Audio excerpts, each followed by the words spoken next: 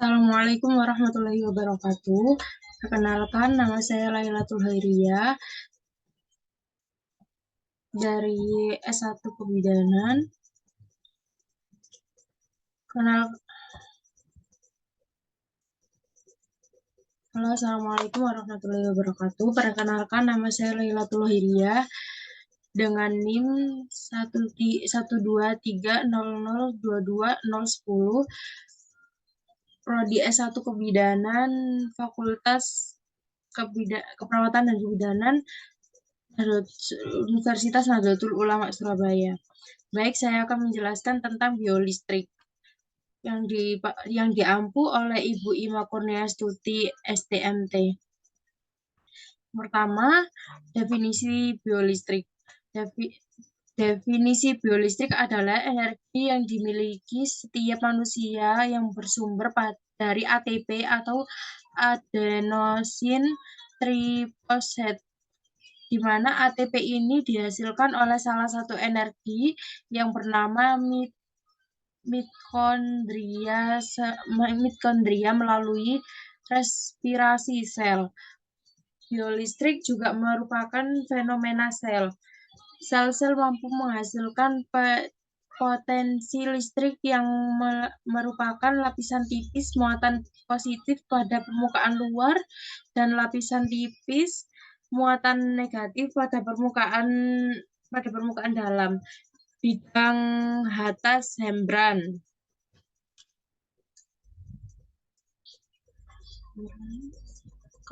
Kelistrikan yang dimaksud adalah segala sesuatu yang berkaitan dengan muatan-muatan ion-ion yang terdapat di dalam tubuh dan medan listrik yang dihasilkan ion-ion dan muatan-muatan tersebut serta tegangan yang dihasilkan. Tegangan atau voltase listrik atau sering disebut potensial listrik yang dapat dihasilkan oleh sel-sel tubuh. Tegangan yang dihasilkan disebut sebagai tegangan atau biopotensial. Tegangan yang paling besar dihasilkan oleh sel-sel saraf dan sel-sel otot. Tegangan yang terjadi pada sel selanjutnya disebut dengan sel potensi sel. Terus-menerus menjaga keberadaannya dan untuk menjaganya sejumlah besar energi yang dibutuhkannya. Macam-macam gelombang ini arahan gelombang kelompok menjadi dua. Yang pertama, gelombang transversal adalah gelombang yang arah getaran tegak lurus dengan arah rambatannya. Contoh seperti gelombang pada tali, gelombang di permukaan air, dan sebagainya. Yang kedua, gelombang longitudinal adalah gelombang yang dimiliki arah getar yang sama dengan arah propagasi.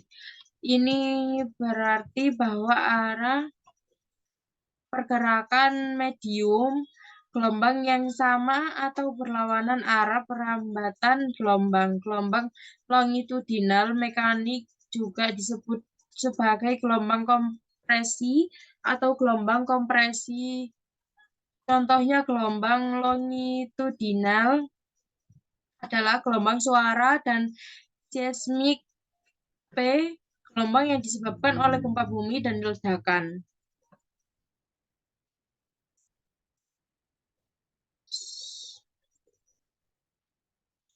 Sama yang B, sementara berdasarkan media gelombang kelompok dalam. Yang pertama, gelombang mekanik adalah gelombang yang propagasi membutuhkan media, contohnya seperti suara dan gelombang air. Yang kedua, gelombang elektrogenetik. Gelombang elektrogenetik adalah gelombang yang tidak perambatannya perlu media. Contoh seperti cahaya, gelombang radio, dan sebagainya. Yang C, sementara itu jika kita meninjau dari amplitudo, maka gelombang dikelompokkan dalam yang pertama gelombang berjalan. Gelombang berjalan adalah gelombang yang amplitudo setiap titik adalah sama. Contohnya seperti gelombang pada tali dan air permukaan. Yang kedua, gelombang berdiri atau gelombang stationary. Gelombang berdiri atau gelombang stationary adalah gelombang yang amplitudo berbeda di setiap titik atau kebalikan dari gelombang berjalan. Gelombang ini akan dihasilkan oleh interferensi dua buah gelombang amplitudo itu A, panjang gelombang, dan frekuensi yang sama itu F, dan arah yang berlawanan. Istilah kelistrikan. Isyarat listrik tubuh merupakan hasil perlakuan kimia dari tipe-tipe sel tertentu yang termasuk dalam isyarat listrik tubuh EMG atau elektromiogram, ING elektroneogram, IRG elektroresonangram, IOG elektrookulogram, IgG elektrogastrogram, EEG elektroencefalogram,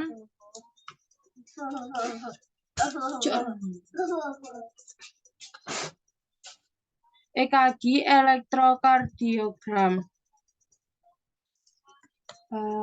Selanjutnya IMG atau elektromikroskopi, yaitu IMG merupakan metode pencatatan potensi otot biolistrik selama gerakan otot, digunakan untuk memperoleh informasi tentang aktivitas kelistrikan otot. Gerakan otot berkaitan dengan satu potensi aksi yang merambat panjang akson dan diteruskan ke serat otot melalui motor end plate. EMG bisa digunakan untuk mengukur sel otot tunggal maupun pada beberapa serat otot. Elektrode permukaan diletakkan pada permukaan kulit untuk mengukur isyarat listrik dari sejumlah unit motoris. Jarum konsentrik dimasukkan ke dalam kulit untuk mengukur aktivitas unit motoris tunggal. Fungsi pemeriksaan elektromiogram atau IMG adalah untuk membantu diagnosis berbagai gangguan otot dan sistem saraf. Tes ini dapat memberitahu apakah otot Anda merespon dengan cara yang benar terhadap sinyal saraf. Yang kedua, EKG atau elektrokardiogram. Elektrokardiogram merupakan pencatatan isyarat listrik jantung dilakukan pada permukaan kulit. Irama jantung diatur oleh isyarat listrik yang dihasilkan oleh rangsangan spontan pada SA noda atau simpul sinoatrial. Sel-sel khusus yang terdapat pada atrium kanan dekat muara vena cava superior dan inferior. EKG dapat digunakan untuk diagnosis serangan jantung, masalah jantung termasuk gangguan fungsi listrik dan masalah jantung lainnya. Alat ini juga sering digunakan untuk diagnosis masalah jantung yang dikombinasikan dengan ekokardiogram atau ECO.